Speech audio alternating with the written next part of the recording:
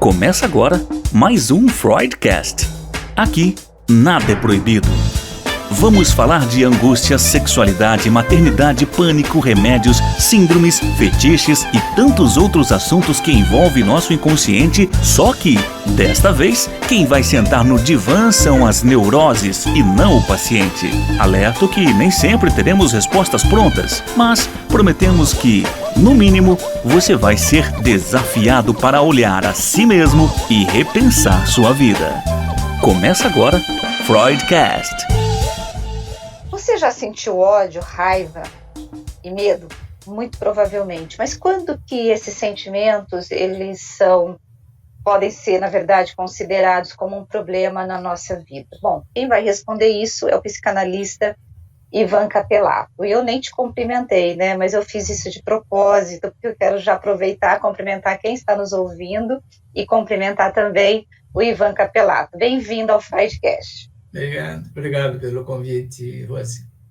Olha, bom, vamos começar. Eu quero tratar hoje dois assuntos que eu acho que vão estar interligados, que eu quero falar sobre ódio, raiva e medo, mas também eu quero falar sobre relacionamentos abusivos, porque eu tenho recebido assim, muitos pedidos das pessoas que ouvem o Freudcast, né, para a gente poder tratar sobre isso.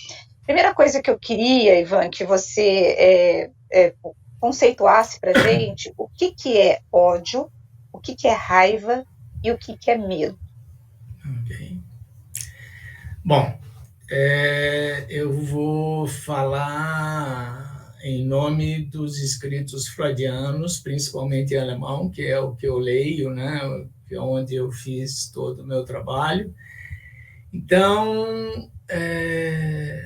em alemão, existe uma diferença muito grande, e no Freud existe uma diferença muito grande entre raiva e ódio. A raiva, ele chama de Wut. A raiva é uma emoção necessária para nós, é uma emoção que ocorre todas as vezes que o bebê, que a criança, o adolescente, o adulto, o idoso, tem uma frustração. Essa frustração pode ser de qualquer tipo, alguma coisa não deu certo, alguém está falando alguma coisa ruim para mim, está me frustrando, alguém está pedindo para eu tomar banho quando eu queria terminar de jogar esse joguinho, alguém está pedindo para eu estudar quando eu queria andar de skate, enfim. A namorada, a menina que eu quero namorar, o menino que eu quero namorar, está me dizendo não, e eu... Então, assim, a raiva, ela é a manifestação mais original, mais pura do ser humano, tanto que o bebê tem isso, que é a reação nossa frente à frustração. O problema é que quando a gente vai crescendo, né, o bebê, a criança, o adolescente, às vezes essas crianças e bebês e adolescentes crescem num lar mais adequado, suficientemente bom para ajudá-lo a suportar a frustração. Às vezes cresce num lar onde tudo pode, não tem limite, e aí não suporta a frustração. E aí começamos o nosso segundo problema, que é a questão do ódio. Freud chamava o ódio de der Hass, H-A-S-S, der Hass. O ódio é essa segunda instância que nasce da raiva não elaborada, da raiva não trabalhada, da raiva não assumida. Porque eu estou com raiva da minha mãe porque ela quer que eu escove o dente, eu estou com raiva da minha professora porque passou lição de sábado, eu estou com raiva dessa menina, desse menino que não quer ficar comigo. Quando o sujeito não tem resistência à frustração, chorar, gritar, pedir colo, pedir ajuda, buscar ajuda, quando o sujeito não tem resistência à frustração, a raiva, ela fica sem o crivo da crítica, sem o crivo do superego, a gente chama. E aí eu começo a ter ódio da pessoa, que pode ser a minha mãe, meu pai, minha namorada, e pode ser o negro, pode ser o índio, pode ser o presidente, pode ser quem quer que seja, aonde eu tenho que encontrar um objeto para destruir.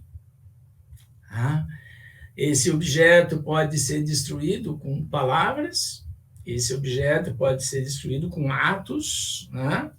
E hoje, infelizmente, né, a gente tem visto aí nas TVs, nos programas aí, nos jornais, como o ódio, ele é... O sujeito está jogando bilhar com amigo no bar, aí eles brigam por causa do time de futebol, o sujeito sai, vai para casa, pega uma arma e mata um amigo. O feminicídio está dentro disso também. Mas eu vou falar agora, não sei se eu consegui fazer uma distinção. Tá. E o medo? O medo, Freud chamava de Die Angst, e chamava a angústia de Angstanfall, que é a crise de ansiedade, né? Então, todo medo. O medo também é uma instância emocional, psíquica muito importante para nós. O medo, ele nos traz o limite de até onde a gente vai com as coisas.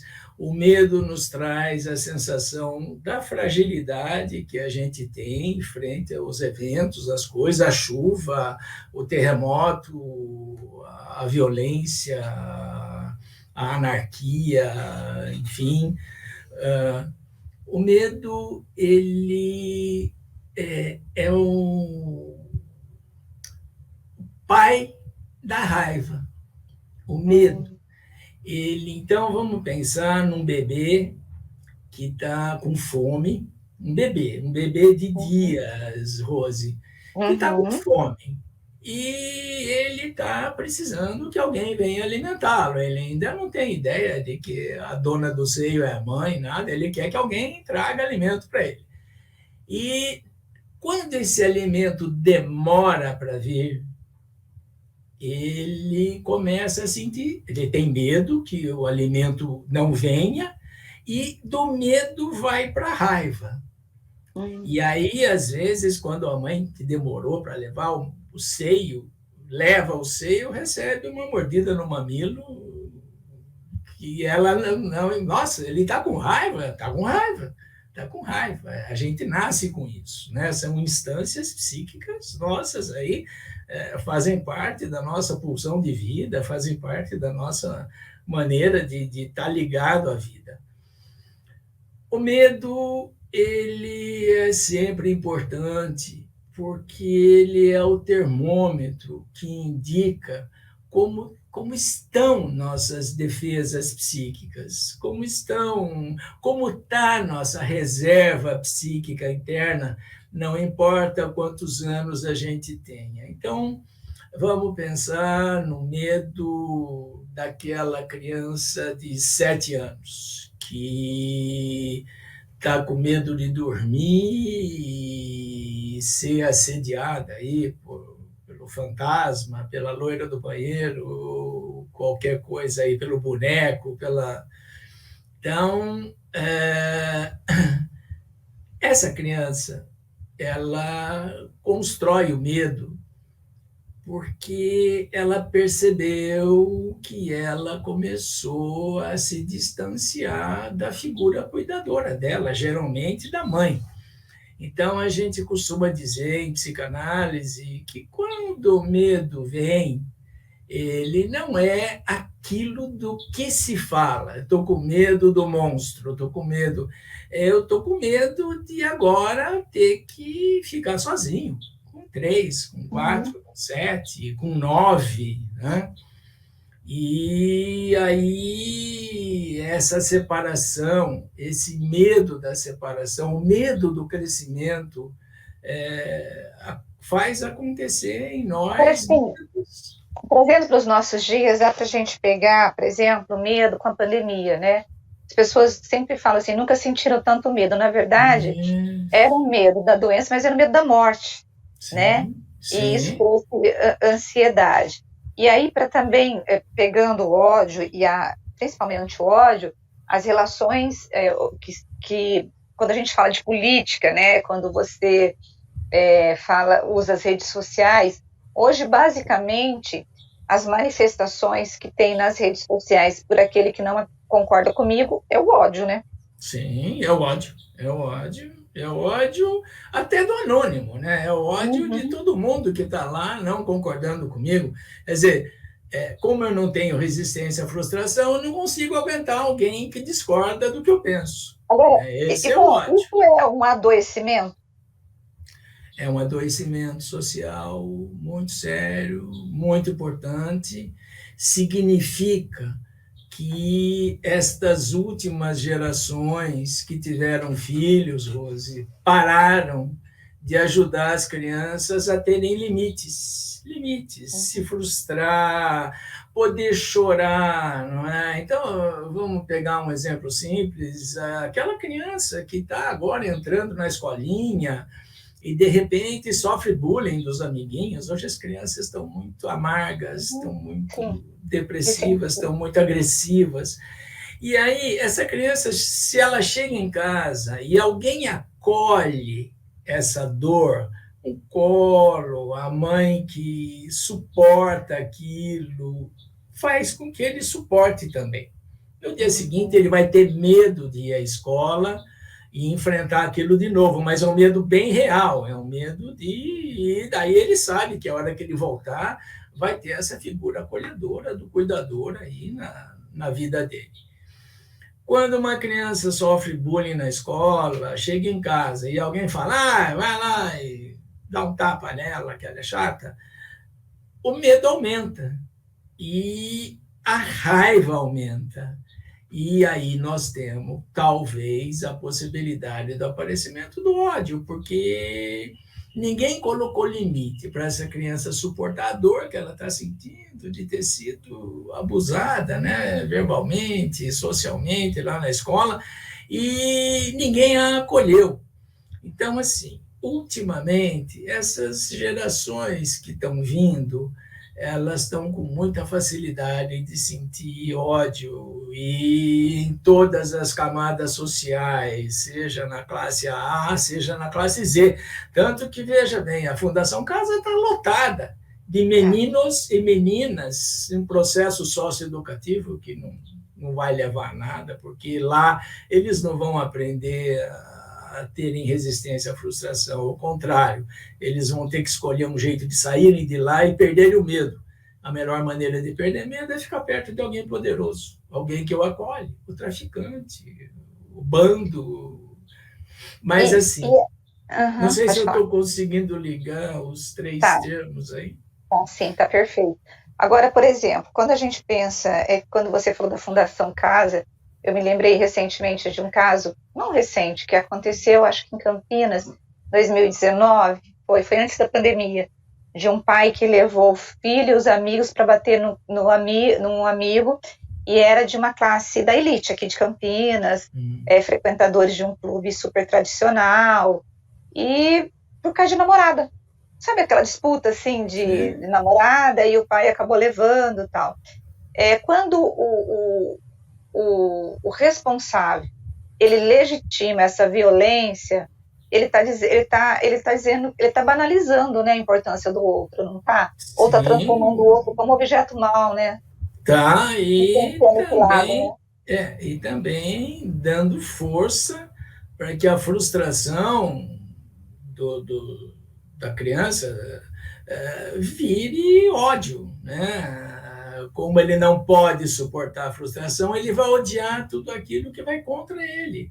E aí é um amigo que vira inimigo em poucos segundos, a namorada que vira...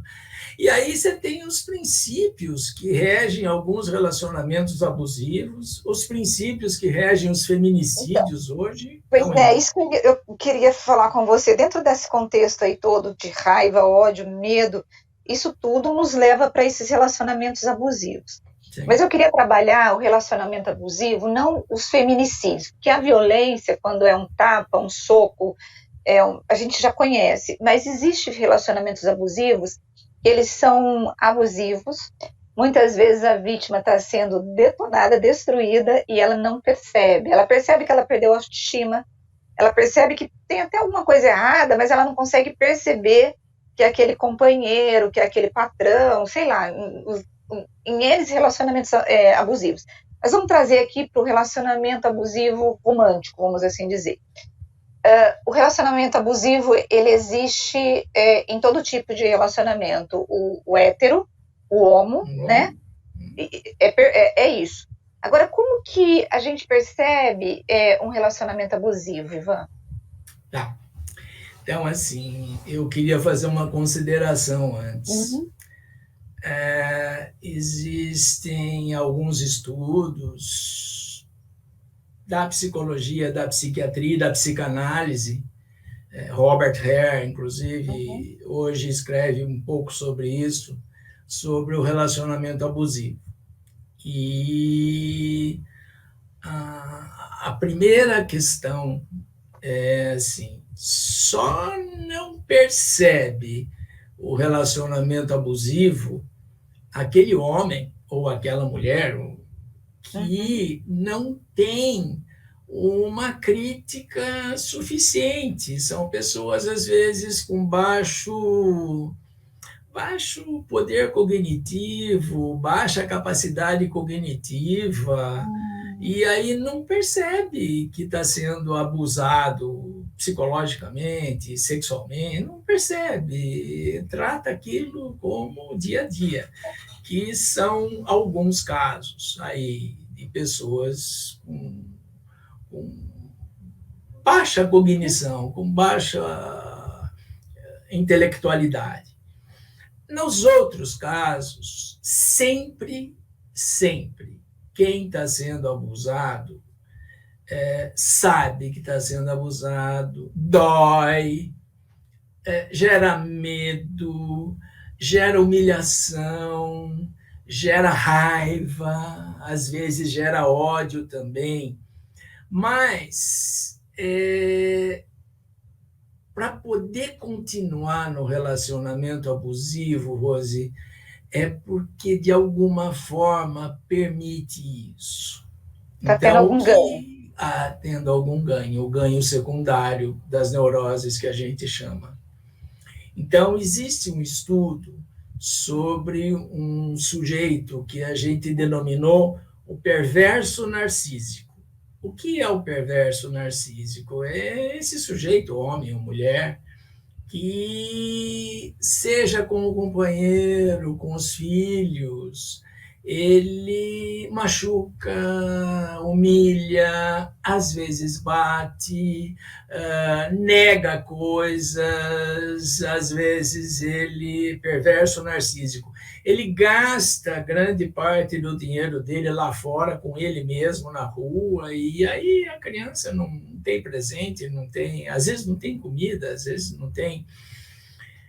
Mas o que a gente encontrou é que o parceiro, a parceira do perverso narcísico se utilizam psiquicamente disso para poder justificar algumas coisas dentro de si.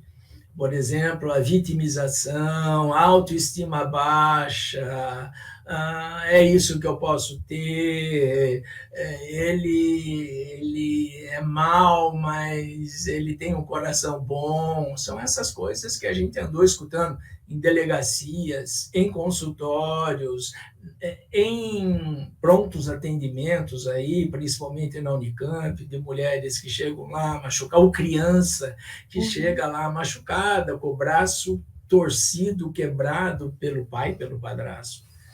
Agora, a criança, ela não consegue fazer quase nada, porque ela depende de adultos para definir o futuro dela. Então, essa criança, se ela é filha ou enteada de um pai ou uma mãe perversa narcísica, ela está numa situação gravíssima. Gravíssima, porque há o consentimento daquele que está junto com o perverso, há um consentimento para que isso aconteça, até abusos sexuais. E aí, Ivan, se o pai ou a mãe ou o companheiro não está percebendo que deveria proteger essa criança, terceiros poderiam protegê-la? Como que você vê, ou é difícil furar essa bolha? Sim. Bom, terceiros, parentes, vizinhos, eu acho que tem obrigação de proteger essa criança, chamar o conselho tutelar, muita gente já fez isso. Tal. O problema é que o parceiro ou parceira do abusador, do perverso narcísico, às vezes ele até vai até a delegacia, depois ele volta e desmente tudo, tira o BO e tudo mais. Então, muitas crianças abusadas por um perverso narcísico, muitas mulheres, muitos homens abusados pelo parceiro. Então, como disse, de alguma forma, há uma doença que não é da cultura, não é cultural, como todo mundo fica tentando pensar, é mulher, isso não é isso, não. Há uma doença que lesa a autoestima de quem está sendo abusado, que lesa as defesas de quem está sendo abusado, e, às vezes, essa pessoa espera alguns anos, 15 anos, 10 anos, 3 anos, para poder daí pensar em separação e tudo mais. Acontece que esse perverso narcísico, ele não tem resistência à frustração. Então, você vai escutar casos diários desse sujeito que daí a esposa, vamos falar no feminicídio, a esposa não quer mais, se separa e daqui a pouco ele não admite a separação. Porque ele ama? Não, porque ele não tem resistência à frustração. E aí ele transforma essa atitude dela de raiva em ódio. E aí mata os filhos para ela se sentir culpada, ou mata ela, ou machuca, ou mata alguém da família dela. Então, assim, juntando todas as coisas, as relações abusivas, elas são como um contrato psíquico onde um faz e o outro permite. E este que permite tem um ganho. É muito difícil, às vezes, a gente perceber qual é o ganho que um homem que está sendo abusado, lesado, traído, ou uma mulher que está sendo, ou outro homem, no caso de uma relação homossexual, qual é o ganho que está tendo. Mas quando a gente escuta, tem a chance de escutar essas pessoas, o ganho que está tendo é a repetição de uma relação familiar com o pai, com a mãe, a justificativa pelo sofrimento das coisas que não deram certo consigo mesmo, não ter tido uma evolução no trabalho, na vida, a autoestima pobre e escassa. Então, eu sou gordo, ela me humilha porque eu sou gordo, ela mente porque eu sou gordo. Ontem eu recebi de um amigo da Unicamp um relato de duas mulheres esses dias aqui no país que envenenaram seus maridos aí com chumbinho, porque elas queriam ficar com a herança dele, alguma coisa parecida. Eu não sei a matéria, você acho que deve ter tido contato com isso. Eu não vi, então, não vi. Duas mulheres em dois lugares diferentes, uma no Ceará, outra acho que aqui em São Paulo. Então, assim, e aí o relato, né, que ele me trouxe dessa mulher é que faz muito tempo que esse homem sofria na mão dessa mulher perversa, entende? Quer dizer, não é coisa só de homem para mulher, de mulher para homem. Agora, Ivan, como cortar esse vínculo, como sair debaixo desse cativeiro? Eu vou chamar de cativeiro, não sei se eu posso chamar de cativeiro, então, né? Porque muitas vezes, quando você vê uma relação, esse tipo de relacionamento, quando entra um terceiro para poder aconselhar, às vezes aquele terceiro acaba entrando numa confusão, porque os dois se juntam contra o terceiro. Isso, porque precisam, lembra? Precisa disso. Precisa disso. E como que uma pessoa que está sofrendo um abuso, porque assim, alguns sinais desse abuso é aquilo que você falou, né? A pessoa, muitas vezes, um relacionamento abusivo, a pessoa pode perder os amigos, porque aquele sujeito deixa a pessoa, só ele passa a ser importante. Ele quer mudar a forma da pessoa ser, o caráter, a forma de se vestir, o que ela gosta. Você não respeita, não há respeito pela individualidade. E outras questões que a gente percebe num relacionamento abusivo. Mas como sair desse círculo doente? Bom, então, assim, qual é o principal motivo, qual é o principal fato que leva, por exemplo, uma família a buscar ajuda psiquiátrica, psicológica, psicanalítica para alguém, tá? Então, tem lá aquele menino de 18 anos que desde os 11 dá trabalho, está doente. Hoje, ele agrediu a professora na escola. Aí, quando destampa, né? Destampou. Quando vai para o social. Aí, há a cobrança do social e aí vão buscar ajuda. No caso das relações abusivas, Rose, infelizmente, é a mesma coisa. Então, o que a gente tem histórias, né? Quantos anos esse casal está junto, essa parceria, essa parelha está junto? Faz 18 anos que está junto e agora que, depois de tanto sofrimento, ele decidiu separar ou ela decidiu separar, porque entrou em jogo alguma coisa aqui de fora. A interferência da família, dos vizinhos, houve de madrugada uma briga muito forte, onde a polícia chegou, e aí alguém tenta sair disso. Na maior parte das vezes, a pessoa que tentou sair do relacionamento, passa um tempo, ela quer voltar. Percebe? Porque ela precisa disso. É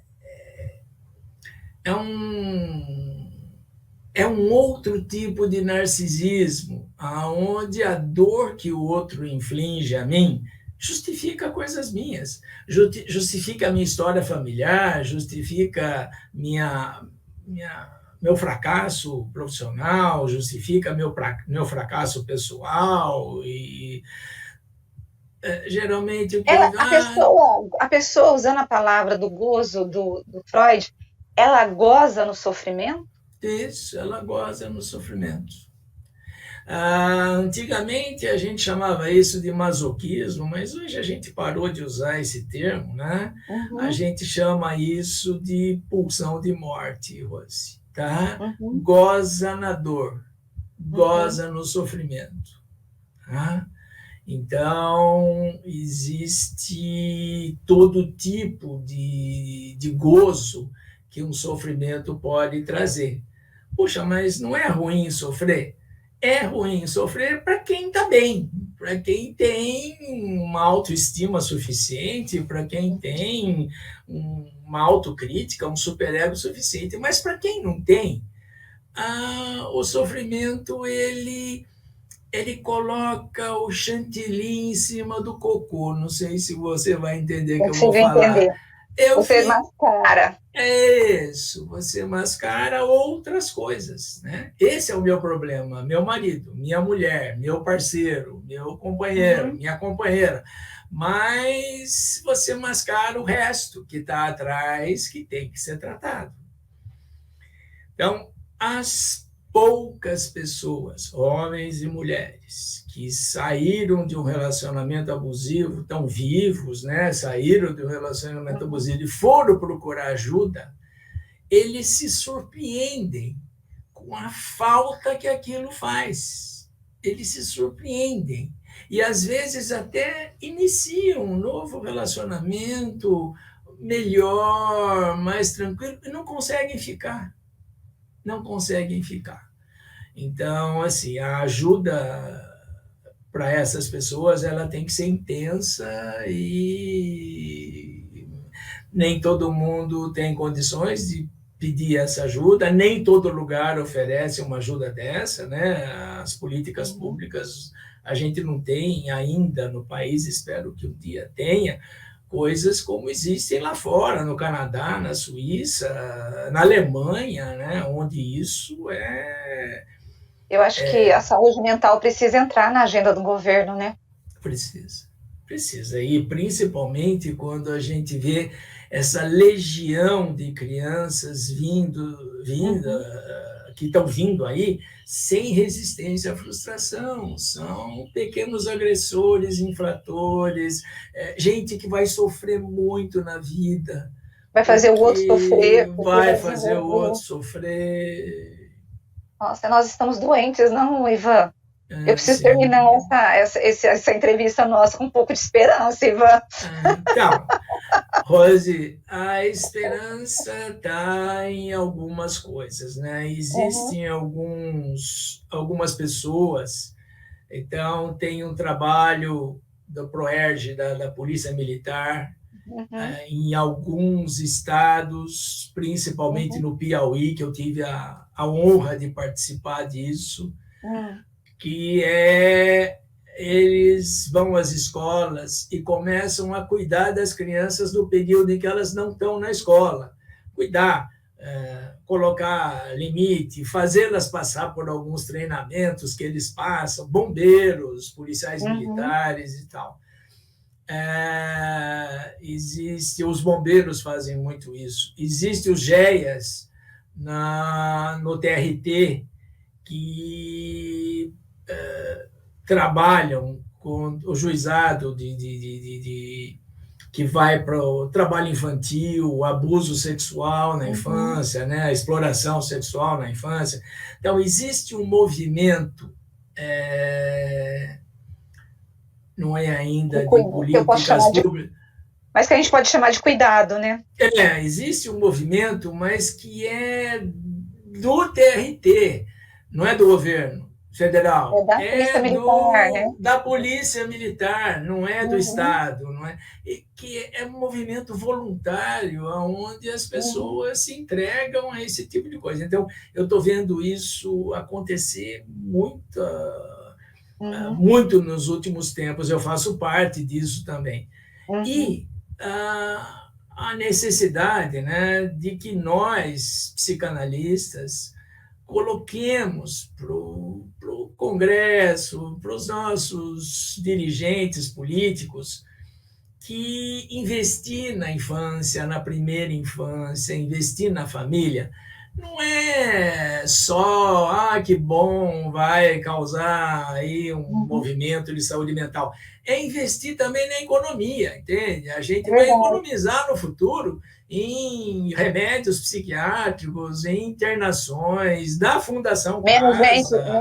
Da cadeia. Na cadeia, isso. A gente vai economizar dinheiro nisso. Então, convencer os nossos políticos de que investir na primeira infância, investir na mãe, investir na maternidade, vamos colocar licença maternidade de 1 ano, eu tenho lutado por isso junto ao TST, agora com a pandemia a gente teve que parar isso, mas pensar que o futuro de um país está justamente nessa educação informal também, não só na escola, mas na educação informal. Então, os órgãos de governo, o SUS, os pronto-atendimentos aí das prefeituras e terem um lugar onde eles possam conversar com a grávida, com a puérpera, com a mãe que tem que ficar perto do filho,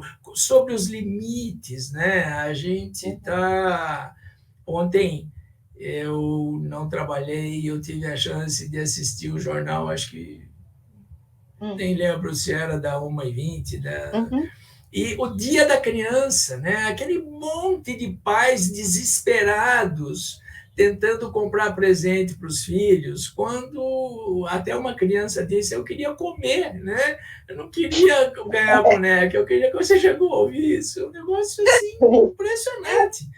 Mas você sabe, então, assim, eu tenho uma filha, né? Hoje ela tem 19 anos. E aí,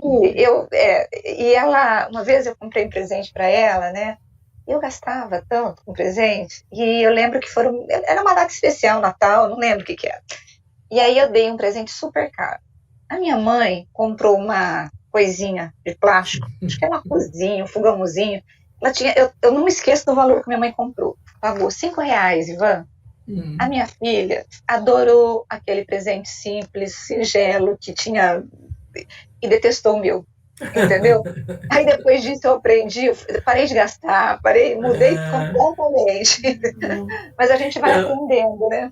Então, mas aí assim, como os pais de hoje, essas gerações não foram educadas sobre o que é ser pai, o que é ser mãe, o que está acontecendo é que eles acham que eles têm que causar bem-estar aos filhos o tempo todo. E o bem-estar é fazer tudo que o filho quer. Vai ficar jogando, vai ficar jogando.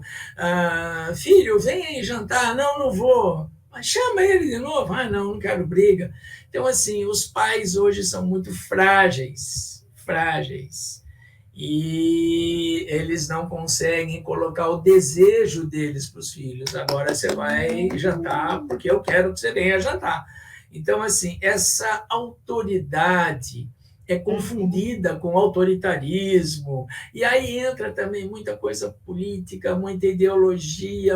Então, assim, a gente está tão confuso, né? Confuso com o gênero, confuso com as ideologias políticas, confuso com a questão da família. Quer dizer, e acaba detonando com a família. E acaba detonando também com a cabeça dessas crianças que hoje estão aí usando droga, bebendo muito e se matando, né? Porque o suicídio entre eles hoje é o mais alto do mundo aqui no Brasil. Verdade, Ivan. Eu preciso agradecer. O tempo que você dedicou foi ótimo. Eu vou te convidar outras vezes para voltar aqui, né? Obrigado. Mas muito obrigada. Prazer. Eu vou compartilhar não só em todas as nossas redes sociais, nas nossas mídias, mas eu vou até pedir para os nossos ouvintes compartilharem com as suas famílias, com os seus pais, os irmãos, os tios, porque eu acho que esse alerta que você deu é super importante, porque isso depende até do nosso futuro, né? Tudo do nosso país, né? Muito obrigada, viu? Obrigado a você, espero que tenha trazido aí um ganho. Foi ótimo, foi ótimo. Obrigado. E eu quero agradecer você que esteve conosco até agora, e como eu disse, eu quero pedir para você compartilhar esse áudio, né, esse link, onde, não sei se você está ouvindo pelo Spotify, pelo Deezer, pelo YouTube, não sei aonde, mas de qualquer jeito, por favor, compartilhe, porque nós precisamos criar, ou pelo menos construir, na verdade, uma sociedade que tenha uma saúde mental e possa ajudar a futura geração, tá bom? E a semana que vem eu encontro com você aqui no Freudcast com mais um psicanalista, com mais um assunto que tem tudo a ver com você e comigo e com o ser humano. Beijo para você, tchau.